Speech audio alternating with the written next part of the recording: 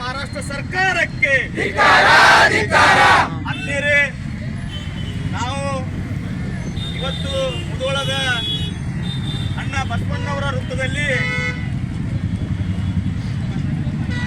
ಏನು ಕೋಮು ಪ್ರಚೋದನೆಯನ್ನು ಮಾಡುವಂತಹ ಮೊಹಮ್ಮದ್ ಪೈಗಂಬರ್ ಅವರ ಕುರಿತು ಅವಹೇಳನಕಾರಿಯಾಗಿ ಮಾತನಾಡಿ ದೇಶದಲ್ಲಿ ಸಂಚಲನ ಮೂಡ್ತಕ್ಕಂಥ ನಜಿಯಾ ಇಲಾಹಿ ಅವರ ವಿಕೃತ ಮನಸ್ಥಿತಿಯನ್ನು ಖಂಡಿಸಲಿಕ್ಕೆ ನಾವೆಲ್ಲ ಸೇರಿದ್ದೀವಿ.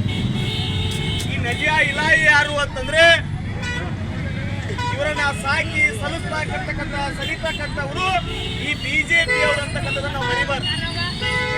ಬಿಜೆಪಿಯ ಅಲ್ಪಸಂಖ್ಯಾತರ ಮೋರ್ಚಾದ ಸದಸ್ಯ ಈ ನಜಿಯಾ ಇಲಾಹಿ.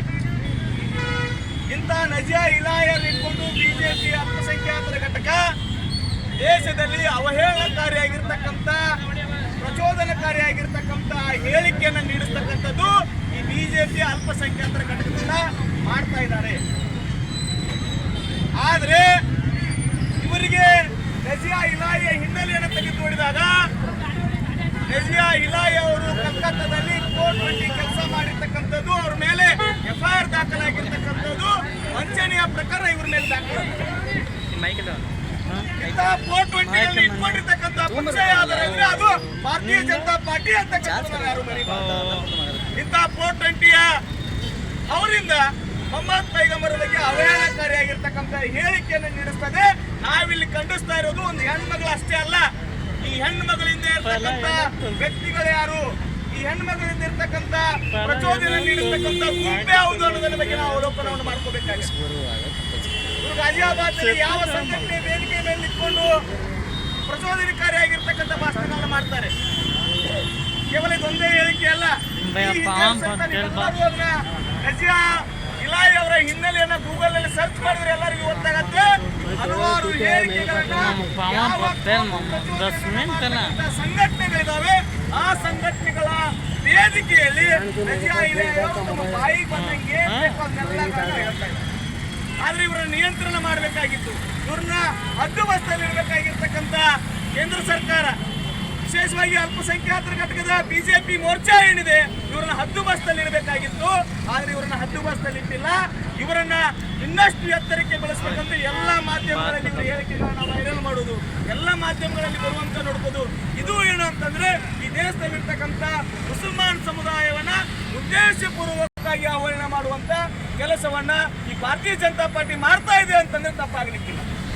ಹಾಗಾಗಿ ನಾವು ಖಂಡಿಸ್ತಾ ಇರೋದು ಬಿಜೆಪಿ ಅವರಿಗೆ ದಯವಿಟ್ಟು ಡಾಕ್ಟರ್ ಬಾಬಾ ಸಾಹೇಬ್ ಅಂಬೇಡ್ಕರ್ ಬರೆದಿರ್ತಕ್ಕಂಥ ಸಂವಿಧಾನವನ್ನು ಒಪ್ಕೊಳ್ರಿ. ನಾವು ಸಹೋದರತೆಯಿಂದ, ಬಂಧುತ್ವದಿಂದ, ಭಾತೃತ್ವದಿಂದ ಬದುಕಬೇಕಾಗಿರ್ತಕ್ಕಂಥ ಈ ನಾಡಿನಲ್ಲಿ ನೀವು ಕೋಮು ಪ್ರಚೋದನೆಯನ್ನು ಮಾಡ್ತಾ ಹೆಣ್ಮಕ್ಳ ಕಡೆಯಿಂದ ಸ್ಟೇಟ್ಮೆಂಟ್ಗಳನ್ನ ಮಾಡಿಸ್ತಾ ನೀವು ಕೈಲಾಗಲಾರ್ದವ್ರಿಗೆ ಎಲ್ಲರಿಗೂ ಗೊತ್ತದ.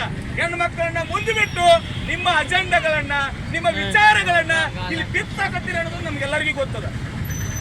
ನೀವು ಕೈಲಿ ಆಗಿದ್ರೆ ಇಂಥ ಹೆಣ್ಮಕ್ಳನ್ನ ಇಟ್ಕೊಂಡು ಪ್ರಚೋದನಕಾರಿಯಾಗಿ ಹೇಳಿಕೆಗಳನ್ನ ಕೊಡಿಸ್ತಾ ಇದ್ದಲ್ಲ, ನೀವೇ ಹೇಳಿಕೆಗಳನ್ನ ಕೊಡ್ತಿದ್ರಿ. ಆದ್ರೆ ನೀವು ಮಾಡ್ತಕ್ಕಂಥದ್ದು ಅಷ್ಟು ಪ್ರಬುದ್ಧ ಜನಾಂಗದಲ್ಲಿ ನಾವೆಲ್ಲ ಇದೀವಿ. ಹಿಂದೆಲ್ಲ ನಾವು ಗುಂಪುಗಳ ಕಾಲದಾಗಲ್ಲ, ನಾವೆಲ್ಲ ಗೂಗಲ್ ಕಾಲದಲ್ಲಿ ಇದೀವಿ. ಈಗ ಯಾರು ಏನ್ ಮಾಡ್ತಾ ಇದಾರೆ ಏನಿಲ್ಲ ಅಂತಕ್ಕಂಥದ್ದು ಸಾಮಾಜಿಕ ಜಾಲತಾಣ ಜಗತ್ತು ಬಹಳ ಮುಂದುವರೆದಿದೆ. ಪ್ರತಿಯೊಬ್ಬ ವ್ಯಕ್ತಿಯ ಆಗು ಹೋಗುವ ಬಗ್ಗೆ ಕ್ಷಣ ಮಾತ್ರದಲ್ಲಿ ನಾವು ಐಡೆಂಟಿಫೈಯನ್ನು ಮಾಡಬಹುದು.